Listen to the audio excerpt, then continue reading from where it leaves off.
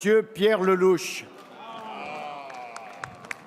Monsieur le Premier ministre, vous allez recevoir aujourd'hui et demain le président de la République islamique d'Iran et vous me permettrez tout d'abord de vous féliciter pour n'avoir pas jugé nécessaire de voiler les statues dénudées de Paris, notamment celle de la place de la Concorde, à l'instar de ce que les autorités italiennes ont jugé bon de faire hier à Rome en mettant sous sarcophage les statues du Capitole.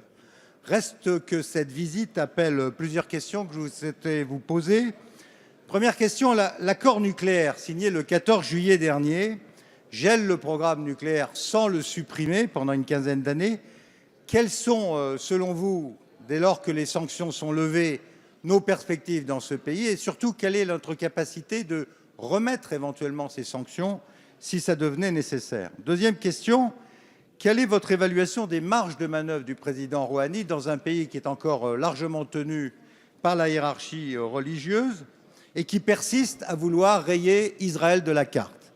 Troisième question, la France a donné l'impression, sous François Hollande, de se rapprocher très étroitement, certains diront de s'aligner sur l'Arabie saoudite, alors même que se déroule une véritable guerre par procuration entre l'Arabie saoudite sunnite et l'Iran chiite, aussi bien au Liban, en Irak, au Yémen et bien sûr en Syrie.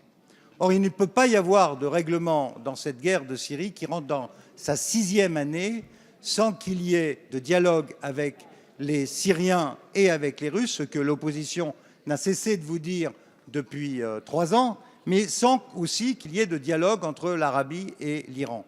Quelles sont, Monsieur le Premier ministre, les marges de manœuvre de la France pour servir de négociateur, de facilitateur à un dialogue entre l'Arabie saoudite et l'Iran, alors même que nous recevons de plus en plus et le terrorisme et les vagues migratoires en provenance de Syrie? La parole est à Mathieu.